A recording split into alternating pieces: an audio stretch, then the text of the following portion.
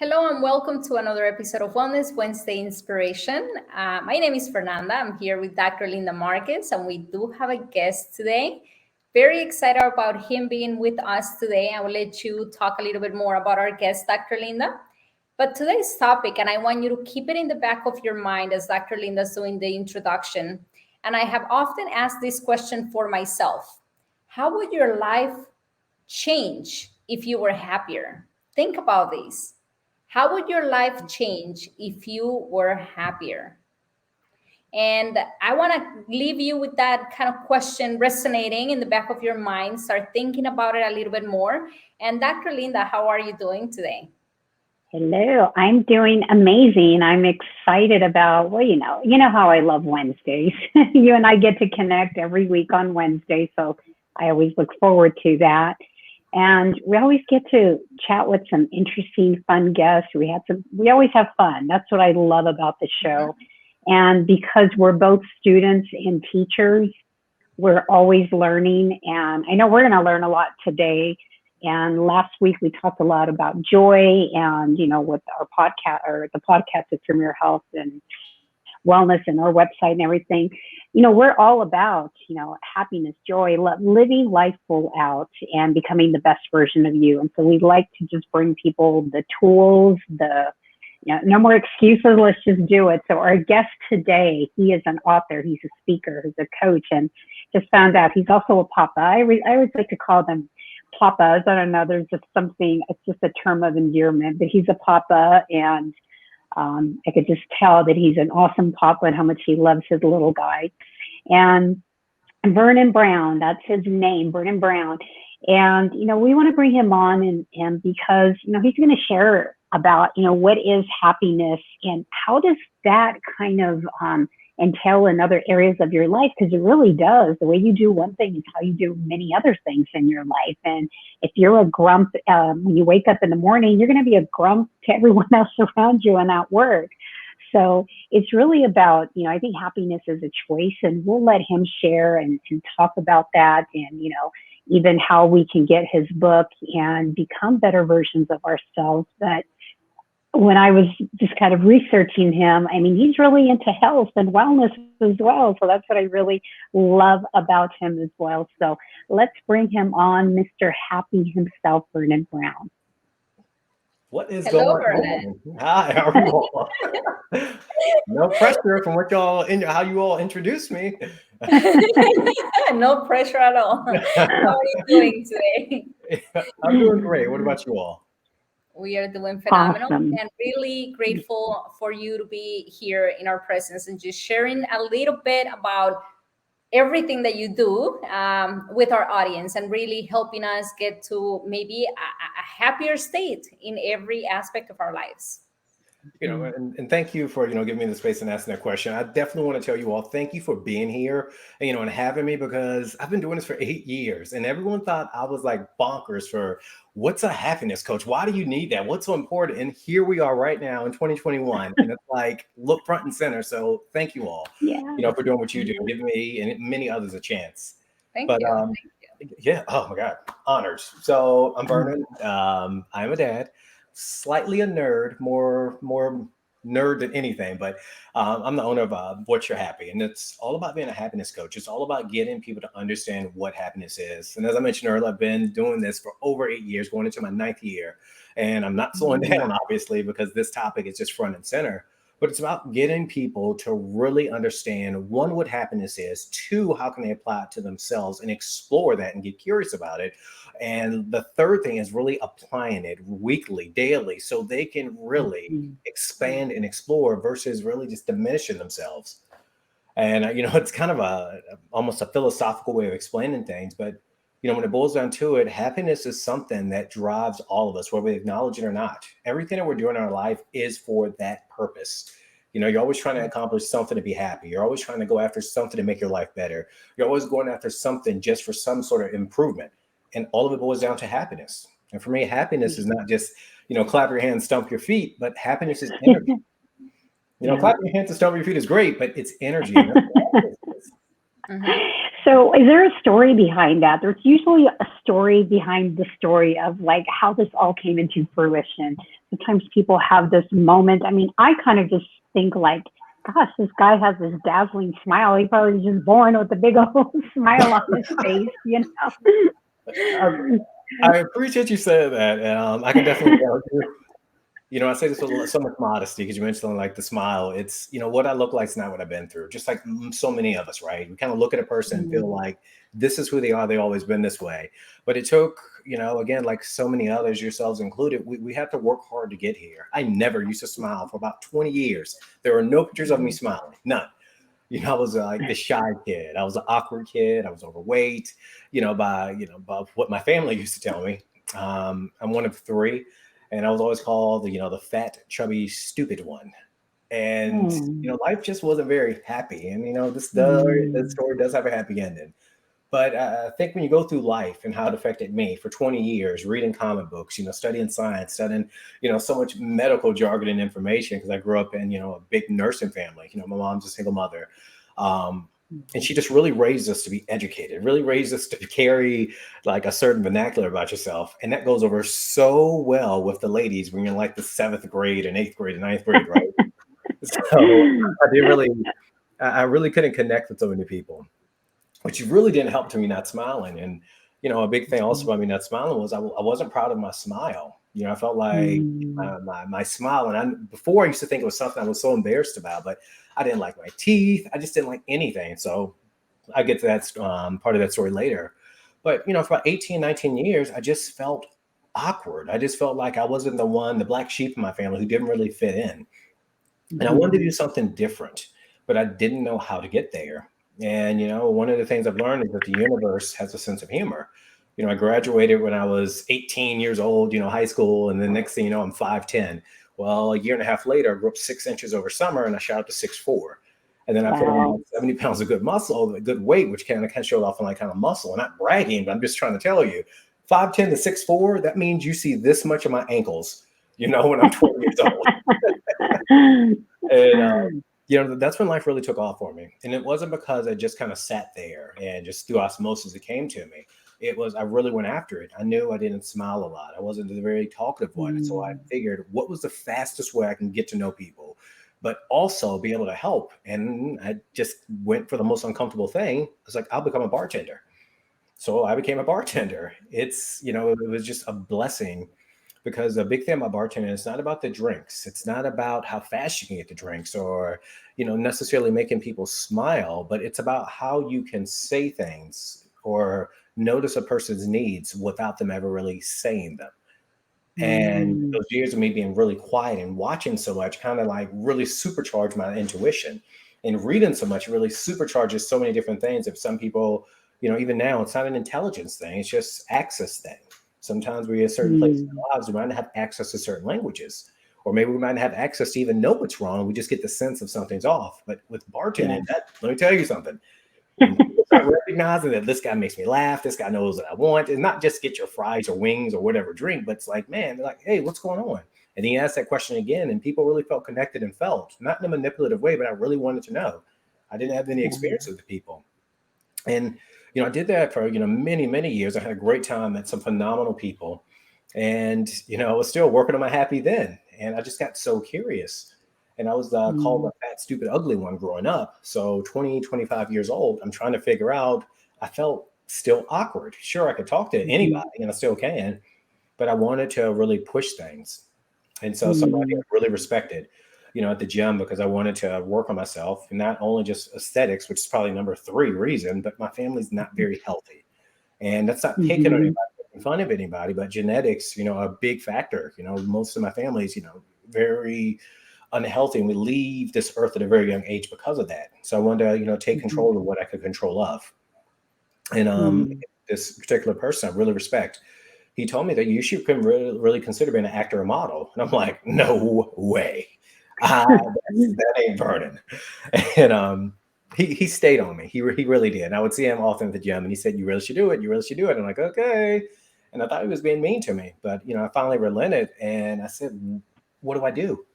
So he told me take some pictures, and made a few phone calls, and I had to do some footwork, and I sent out 16 resumes, applications out to New York because I knew if I wanted to fail or not succeed at something, I wanted to make sure I failed at like a big level. So they're going to be New York, it was going to be California, or it was going to be in like Japan or something. I wanted to make sure that I went to the top, and I was going to just build my way down. But sent my resume to 16 people, 16 agencies, and 15 of them said no. I didn't feel defeated, not one bit, because one said yes. That's all I need. If you give me an opportunity, I'm taking it. And I went there on a Wednesday. I came back on a Saturday or Sunday, and by that following Wednesday again, I started getting jobs. And it wasn't about the glitz and the glam or even the aesthetics of things. It was, well, I think that one of the most profound things that I found is, one, my mama lied to me. She told me I was special.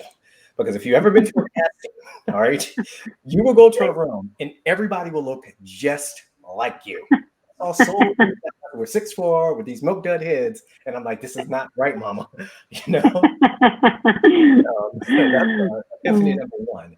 But I think the second biggest thing was, with that, and this is for anybody at whatever respective level, when you're out there, it's not necessarily your talent, your skill, but it's going to be your personality that really is going to set you apart.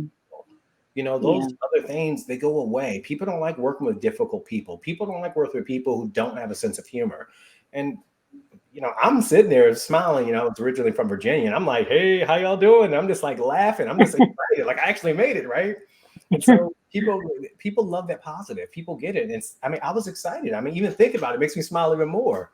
So I had a pretty good run for 3 years, and I decided I didn't want to do it anymore.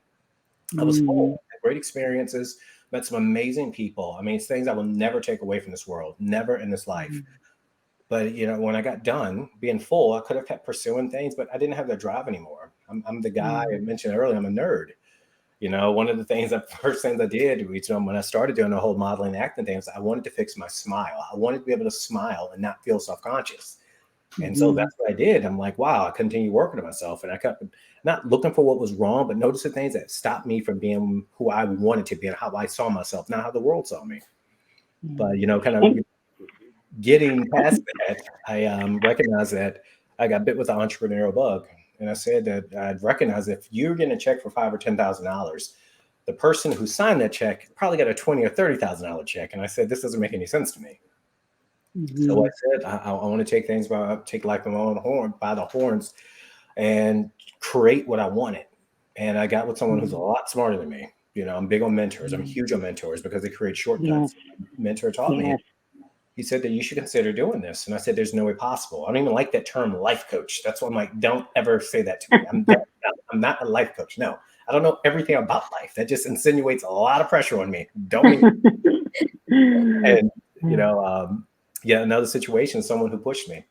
And I looked into it, and I was 30 at the time. And he said, you should do this. I said, no, I haven't lived enough life. And he said, Vernon, you lived many lives already. And with that being said, I said, what's a big, defining, feature that I've always had in my life? It was the happiness, the positivity, the solution focus. I don't look for problems. You can find a problem anywhere. You can look behind you. That picture's look behind you. That paint's right? Oh my God, my kid won't stop crying, But it's this, the positive for me is I'm so happy that my child has air in his lungs to cry. I'm so happy that I got the nail in the cabinet to fix the crooked picture. And that's just a big way. It's not that I don't recognize the reality. I just recognize that you can change it, and I go towards that. And that's how What You're Happy was born. I love you. Yeah. I love what you said earlier. Go ahead, Fernanda. I was going to say, I want to point out something that you said that is so important, and is that you really played small for a period in your life because of other people's opinions about you. And so if you think about that for a second, those people that were saying those things to you when you were younger and that created that story in your head, they were out there living life, they were out there doing their own thing. And you were here limiting yourself because of their story, because of what they said about you. And it wasn't until you released that story, until you started changing that story that you had created based on those comments, that you started really working on getting the real Vernon out, the real person that was living inside of you, but was scared and was hiding. Absolutely. And that happens to so many people, where we take on other people saying, well, you can't do it.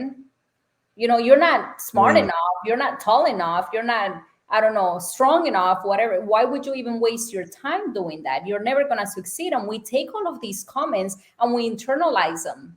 And what we realize after you realize actually that that's happening is like, why would I ever let somebody else's comments or opinions about me limit my potential, limit what I am really meant to do, what I'm here to do, right? But it's so common. It is very common. So my question to you is, once you recognized, you said that you started working on yourself, what was probably the main, like, one or two things that you did so you could start changing that story that you had created in your head? And I'm glad you really, pointed that out.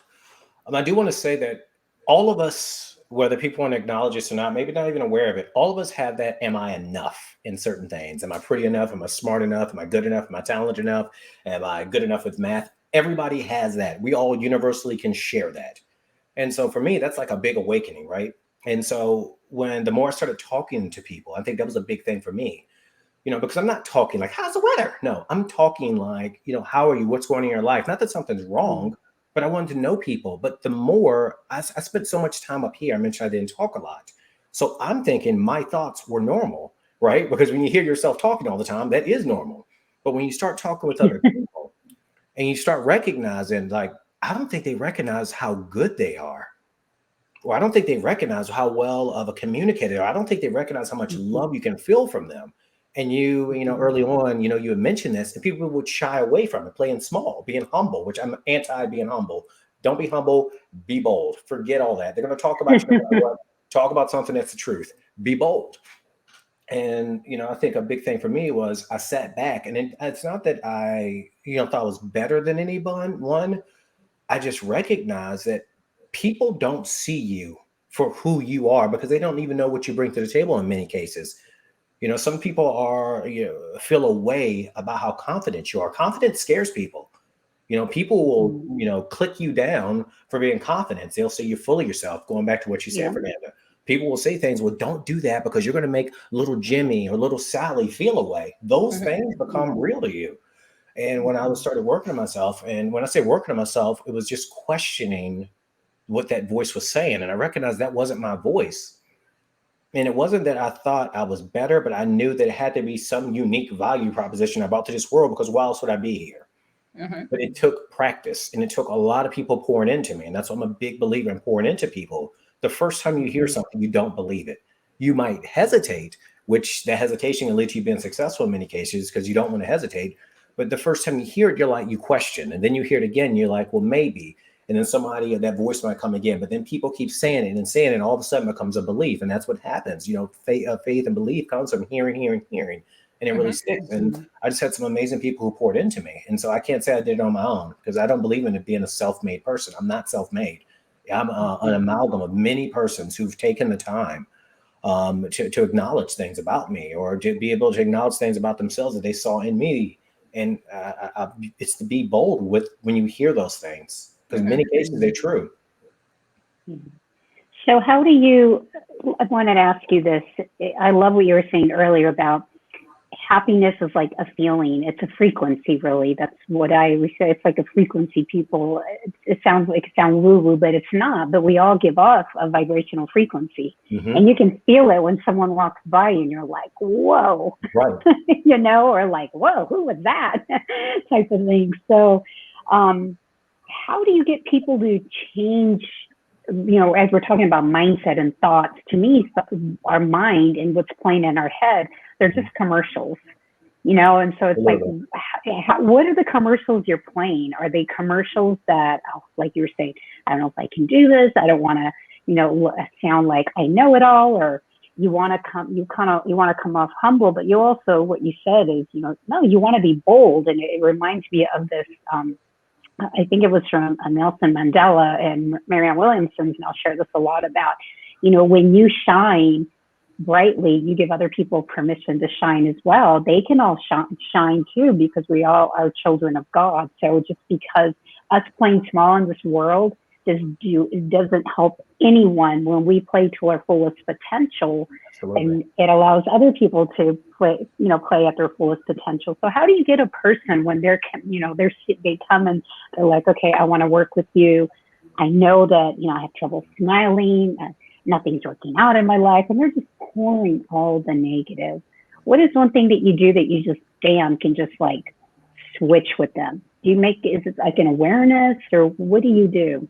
You hit the word, you hit it right on the head. It's the awareness. And a big thing with awareness is that voice can become absolute. And I do not speak in absolutes. I might say most cases, oftentimes, but I don't speak in absolutes. This inner critic, it's not going to work out. You know what happened before. It will say that. You'll get a check. And I've seen this with persons who might have a more negative style. And they'll get, let's just say a medical bill comes back and they overpaid. And it'll give them $4,500. And they'll say, they're how much they're going to tax you on this. This is considered, additional income, right? That voice is like, oh, you're right. Oh my gosh, But it's, the big thing for me, and not making fun of anybody, but just kind of explaining how that narrative plays out. A huge thing. You can ask any of my clients this is, if the power is in the questions. You can't, for me, walking up to someone and saying, hey, you're amazing. If a person has a very loud boombox going on up here and subwoofers, everything decked out, surround sound, Dolby Atmos going on, they are not going to hear your little voice. I don't care how much of a presence you have saying you're amazing. But when you ask a person, what are the 5 things you notice people have said about you most often? And then all of a sudden that boombox gets turned down, and then they start thinking. And as they start thinking, well, they say that I have a really good sense of humor. I don't see it, but everyone likes to have me at jokes. Or someone might, they say that I have a really strong presence, or they say, and you start thinking, and then you kind of follow up with different questions. And there's many ways of doing this, but there's many questions to doing this. But the power for me isn't a question. It frees people up to think. Oftentimes we kind of go into the sound bite. How's your day? Great. When you say things like that, you're not thinking about that. But the questions free people up. And, I don't tell people how to live their life. That's my practice is what's you're happy, not my happy, not your mama's happy, not your daddy's happy, you're happy. And my big thing is I will ask the questions, and the questions are tough because I will make you think. They're not judgmental. But when you get people freed up to think outside of what their perceptions might be limiting to, what you're saying about awareness, it lets people kind of explore. I'm all about being expansive and not reductionistic. Is there another way that you can see this? How would your aunt see this? Would she agree with the position that you have right now? One of the things that I'm getting from listening to you, and it's also something that I have been navigating in my own journey, is that most of us look for things to make us happy, right? And so, I'll be happy when I get that job. I'll be happy when I make X amount of money. I'll be happy when I am able to lose 100 pounds. Or I'll be happy when the perfect relationship shows up. And so it's kind of that realization. And based on what you're saying, it's more, you are happy when you do the inner work. Yes. You are happy when you're able to see yourself in a different light, when you stop being your worst critic, and when you start accepting yourself and working on building yourself up, when you see yourself in the mirror and you see the magnificence that you are and the beauty that you are. And when that happens, when you're able to shift that inner conversation from negative to positive, when you're able to look at yourself in the mirror and see that beauty, when you're able to look at everything outside and see how blessed and thankful and grateful we are for just simply being here, no matter what's going on around us. And when we're able to understand that everything that happens, it's not what happens, but it's how we interpret that happen. That's when really you start seeing how the happiness, it really is up to you. And it's not about getting somewhere, but walking and getting in within you and being able to discover that happiness is right now within you, and you can get it out. Right? So beautifully said. It's one of the questions I get often, like, what is happiness? How do I figure out what happy is? And this is something I will do if the audience is 40 people or 4,000 people. I'll ask people to raise their hand when I ask this question. I say, who here knows what makes them happy? Or when was the last time you had fun? And, all of a sudden everybody hand shoots up, right? And they're like, oh, I know. And everybody becomes like this little kid. Like, I'm a huge fan of believing that we're all children, because everything you learned as a child that you need in life to be successful as an adult, everything. I live by that. But, I ask this question, everybody hand shoots up, and I'll just have the mic or have lapel, and I'll say, all right, but first I need to qualify this. I got 3 big questions that you need to qualify this. Raise your hand if it still applies, but if it doesn't, drop it. I'll say it can involve buying or spending. Credit card problems don't make you happy. Capital One, you don't want them calling you, okay? It's not a good thing to constantly get a credit limit increase. Trust me. Number 2, it cannot involve food or alcohol. I love a prime rib. I love a glass of wine. But you know what happens? You'll send a text that you don't want. All of a sudden, you look at the scale and you won't be happy. And the last thing is, it only can involve yourself. And just like anything, 70, 80, 90% of the room's hands will drop down. And then there'll be a few people's hand that'll be up. And I'll say, hey, you, I walk out there because I love people. I love being around people's energy. I love seeing how they see the world. And someone, never skips a beat. Oh, I love being with my children. And of course, I'm there, like, I love my kid too. But guess what? That don't count. It only can involve yourself. The big thing about happy is it starts with you and understanding what lights you up. Your happy is going to be bizarre to many people, okay? If it ain't hurt nobody, I'm not worried about it. That's a big thing. But your happy is very unique to you. There's other people who might share that happy. And sometimes, in life, we know what a happy is. We just don't want to admit it. I love going to grocery stores. Everybody makes fun of me. Like, you at the grocery store again? Yes. If I travel, when I'm traveling, especially, but before things are kind of a little, haywire out there, I was always go to different grocery stores. I love to cook, and being in different regions, they have different ingredients. And I'm like, oh, I can make this. I can make this. That's my happy. But when you're looking for your happy, once you find it, once you start getting curious about it, all of a sudden that when stuff goes away. Oh, I'll be happy when I get that raise. Sure, you're going to get the raise. You are. Why? Because you're more positive. Because you have like this stronger energy. People are drawn to people who are more positive. It's not that you're being manipulative, but when you're that curious kid, like watch a kid. I watch my son sometimes, and I'm like, I want to have that. I want to play with him. And I'm like looking at him. But when you're doing that, it invites more of what you want. So when doesn't happen, when kind of goes away, but it's like, I'm having fun doing this. Oh, that's going to come. And you stop worrying about so many things. And the happy happens right now. Sure, more money may make you happier. But we all know sometimes you don't know what you're asking for, but you ask for more. So that's a whole nother conversation. I'm happy to explore it if you like. But it's big on finding out your true self is what I call it in my practice. When you connect with the true self, problems don't go away, but solutions tend to find a way to you. That's awesome. I love that. Now, you wrote a book, Yes. 10 Days to Finding Your Happiness. So can you just kind of give me a sneak peek of day 1 or one day out of the 10? Yeah, absolutely. And it's really almost practically what I just said just now. It's about exploring about what happy is, about what your happy is. Because if you don't find out what your happy is, they're going to tell you to go finance this new Yukon or go out and buy this new this. And all that's going to do is create a lot of things that you might not want, but you're just doing just to do. And there's nothing wrong with that if that works for you. That's fine. But if that's not bringing you close to happy, then we need to start exploring and get curious. And curiosity is a superpower that we forget to use once we get past 9 or 10. We start expecting things versus being curious about what could be. And that first chapter is really explaining the power of curiosity, the power of just being aware of, not that there's something wrong. I want to make sure I state that. I don't do the what's wrong, thinking. It's about what else could there be out there for me? Or what did I used to do for fun? That lights you up. It's just so reinvigorating to the true self, but also to those around you. Because you'll see a person, again, I had the privilege of, growing up, my mother and, the nurse, and she was in nursing homes, one point, nursing homes at one point in her life. I just remember, I would just go in there, I would play, and you would see like, some elderly persons, and maybe they have a terminal condition. I didn't know any better. But they would just see how curious I was, see how interested I was, just to connect with them, hear their stories. You would just see them start doing better. The health would improve. All of a sudden, you put flowers in and they start doing better. It makes people awake. It wakes them up. And that first chapter is really just capturing the essence of curiosity and how that can really be the big starting block of the start of your happy. So it's truly being more like children once again.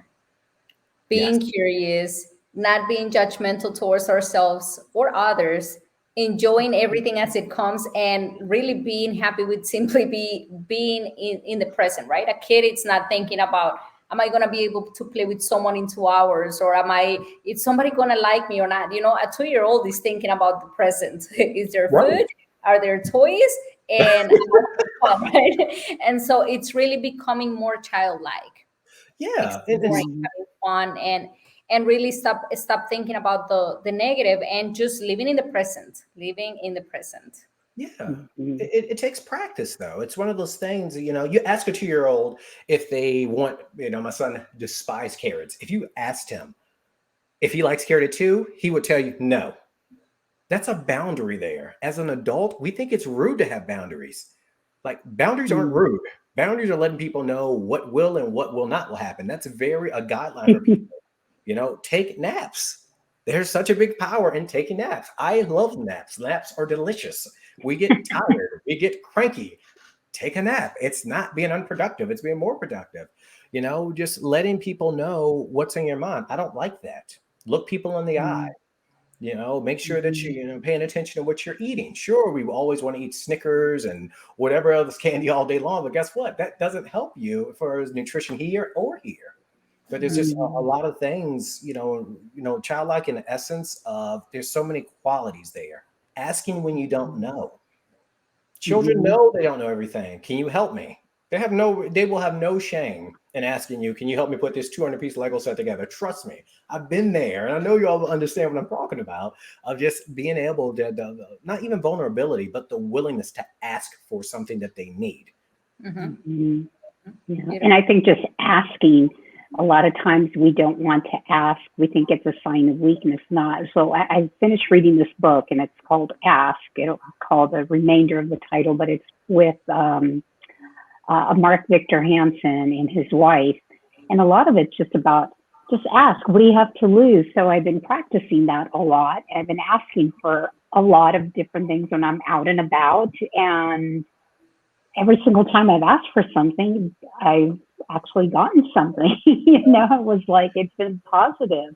But I try to do it like with a smile and with, I think when you walk in a place and you have an attitude or you're not happy, people can pick that up, but they're more willing to, do something for you when you're smiling. And I'm still in practice, and a couple of days a week, I'm actually, hands on with the physical part of the medicine with patients. And a lot of times, they come in and they're in pain, Mm. and I don't sometimes want to come in too happy, but I'm like, no, you know what? I know that their vibrational energy, because everything is vibrational energy and frequency, is going to change if I go in and just like, oh, well, that really sucks. You really did it this time. What kind of hope are they going to have? More like, oh, you know what? We hear this all the time. You're going to get through this. You're going to be okay. And just try to Yeah. encourage them. And I never ask a patient how they're doing. I've always asked, what's good today? Yeah. What's good Absolutely. today? Tell me something good today. I don't ask how are you. It's tell me something good today. Because then they're gonna control the conversation, the energy. Well, this is happening, and it's gonna go in a way you don't want. And Right. kind of something that we were taught in school is you never ask a question that you don't know the answer to. Hmm. And a lot of times we know the answer. We just want them to answer the question because they do know, Right. whether it's good or bad. Right, Right. Hmm. Fernanda? I don't know if you learned that in nursing school too, because most of the time, a patient will tell you exactly what's going on once they say it. And if they say, I don't know, I'm like, what if you thought you did know? What would it be? And then they start digging and what do you think? It's something you're eating? Is it the, yeah, well, it could, well, yeah, I remembered that, and then they Yeah. start answering the question, and then their whole attitude just shifts. Hmm. So there's so much power in And that style and your presence, and I think you do an amazing job with with your website, your Instagram, your just the way you show up. So thank you for bringing that here to us. Oh no, thank you. I mean, I appreciate it. I love what you said about the questions. And I love that you said that, it's almost like an assumptive yes. You know, if someone's at the doctor, are you in pain? I wouldn't be here if everything was fine. You know what I mean? It becomes an insult. But I remember, and I finally remember this, and this happened many times. I would see a person who would come in, no matter where this is, whether it's, you know, right now as a bartender. I am not going to sit back and say, you know, I mean, I shouldn't say I would not. I would not ask, you know, what's your problem or what's going on or something like that. You know, if a person, because I've noticed early on, like accessories, watches, necklaces, earrings, and things like that. I love watches. And, you know, a person could be going through the worst thing ever. And I'm like, what is that? Is that a Swiss timepiece? Like, oh, yeah, actually it is. And then the next thing you know, they forgot all about everything, right? And, oh, I got this when I went out, you know, Turks and Caicos. I was like, what? How'd you get that duty free? Next thing you know, we're talking. I'm like, all right, so what's going on? Well, Vernon, what? The next thing you know, it's like, oh, I'm like, and just like you said, well, what'd you eat? Oh, do you think that agrees with you? Well, now that I think about it, and it's like people know. But many times we're just so, you know, we get so bound up, and rightfully so, with the what's wrong thinking. And those questions are very freeing, especially when you do it from a place of care and concern and sincerity. People can pick up on inauthentic questions or inauthenticity altogether. I think one of the things that you mentioned, it's important that just by shifting the focus, literally, and it can happen by, hey, what's that watch that you're wearing? Or, oh my God, I love your shoes. Or it can happen by asking something completely different and unrelated, right? And when people are down, they want someone to kind of just go down in misery with them, right? Like, what's wrong with you? Oh my God, for real? And what happened then? And when people don't do that, it's kind of like one of those attention breakers, right? Like, okay, this person is not, oh, but it's asking me something else. And as long as you're able to shift that focus or that attention to the person that you are talking to, Yes. then the whole energy is going to shift. And it happens almost immediately. It happens immediately.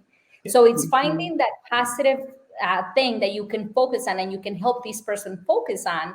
And for the people that are listening too, if you are the person that is actually going through something negative, you now know that you don't even need that someone to shift your focus. You can shift the focus yourself. So if you're going through, I don't know, a divorce, if you're going through sickness, if you're going through some financial troubles or whatever it is that you're going on, shift your focus and see, okay, what can I get out of? How can I, now that I'm going through financial difficulties, how can I live my dream? What would it take for me? And like the questions that we talked about, asking the right questions, but also shifting your focus from why is it happening to me to how can I maximize this, or how can I blah, blah, blah, right? And so in a positive way, asking questions and change your focus from something negative to positive, asking questions that are building you up, that are going to take you to a positive state, and raising your awareness to know that the voice is talking constantly, but it doesn't mean that you are whatever it is that the voice is saying, or that whatever it is that the voice is saying has to be your reality. You can always change that. It's just a defense mechanism. It's something that it's designed to keep us in our comfort zone. But when we're in our comfort zone, we're not necessarily happy or growing. Right. And you said that very well. It's amazing when survival styles kick in. They're a beautiful thing because it gives us what we're expecting to have happen. Because when energy's low, something new could mean I have to manage it. When energy's low means I don't know what's expected. So if I do anything different, I don't know if I have enough energy to manage it. And so a big thing, and I am a happiness coach. I do want to say this. Everything I talk about in coaching going ain't happy. I want to make sure I say that. I know people think like, oh, we're going to sit down and, have tea and talk and laugh. No, it's not always like that. Like you mentioned, there's divorce, there's the financial troubles, there's bereavement, there is just, loss of job. I mean, it's just life, in a nutshell. And, people, some of my clients are upper seven figures, and it doesn't mean that you're exempt from life. Okay. And I want to make sure I state that. But a big thing that can happen is, and again, not everything's happy. I've worked with some very challenging situations because your heart feels for it. You'll see someone who's had, life happen at a very early age before they could have any chance to really fight for themselves. And there's physical and mental scars. And, maybe they went to particular helpers. I'm not quite sure, in this case I'm thinking of, but I'll see someone and, thinking about an individual who had some scars, just from a life when they were younger and they couldn't really fight and fend for themselves. And now as an adult, they really had some trouble managing those things. And the focus for me isn't what's wrong or, the why questions. The focus for me is, how can we show this person how remarkable that they really are?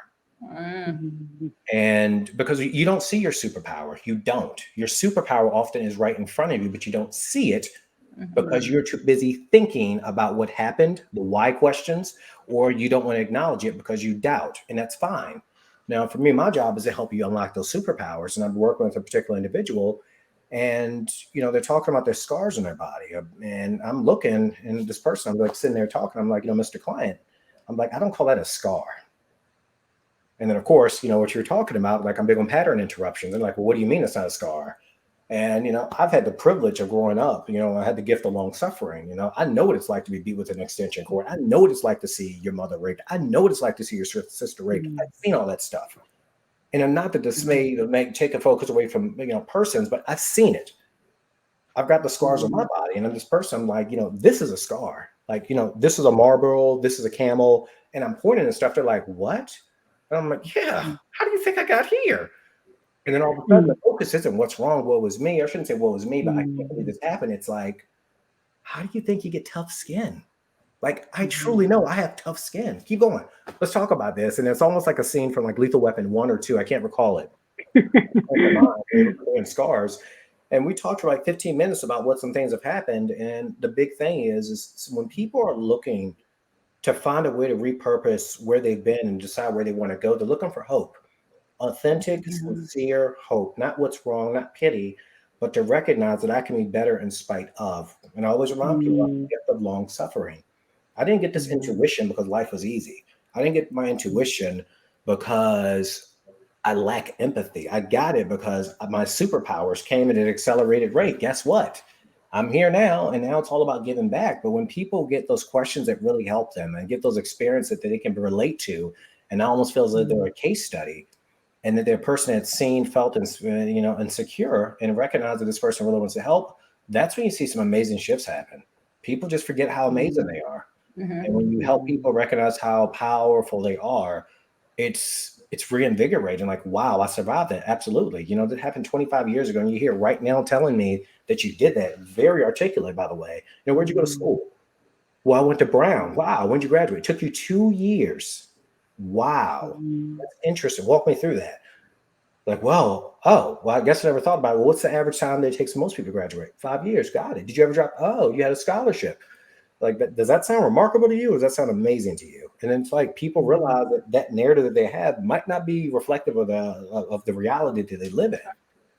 So I don't mean to be so long-winded about that. But. No, I love how, it kind of loops around in the beginning of what you mentioned. I think it's the quality of the questions. What are the questions that you're asking? It's really, it sounds like, I think one thing that people can walk away with is, are you asking them pattern questions? If you want to elaborate that as we close up on that, is that kind of the essence of kind of what we're chatting about here?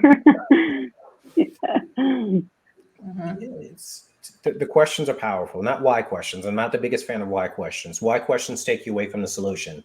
We could ask why the fire started. We could ask, why did it get so big, or we could put it out. We can ask why a little bit later. Another takeaway is figure out what drives you, what makes you happy, what lights you up that's unique to you.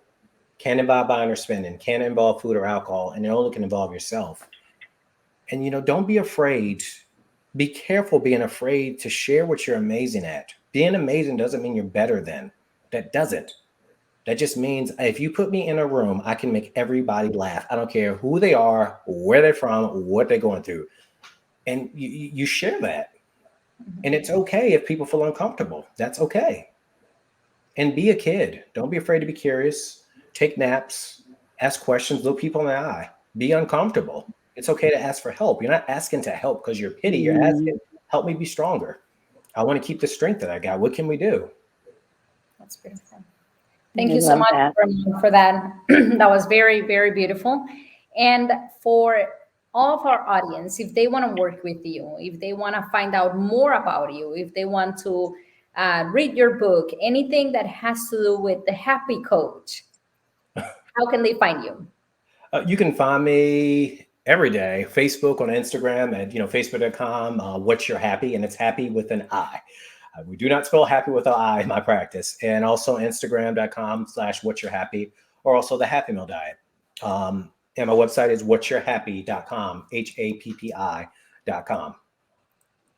Love it. All right, and we're putting that in the chat for everyone who is interested to reach out to you. Thank you so much for being here with us. It's been such an amazing conversation. Really, I've been smiling the whole time because I actually feel your energy, feel Dr. Linda's energy, and I'm just vibrating high right now. So I'm very grateful for you both, and really for a wonderful conversation. It's always a good reminder to know that happiness is within, and it's here and it's right now. Thank you all for having me. It's been such a pleasure. Yeah, thank you so much. So my question now, when I'm walking into the office of the patients, I'm not going to say, hey, tell me something good. I'm like, hey, what's your happy? Vernon Brown told me to ask. That's what I'm going to say. I'm going to have your book in all the rooms, office rooms. That way they can sit and read something. So I love it. Thank you so much for joining us. Really appreciate having you with us. Thank you so so that much. is it for now. And I guess we'll see everyone next week. Thank you so much and have a good day and make it a happy day. Right, Vernon? Always. See y'all. That'd be great. Bye-bye. Okay. Bye.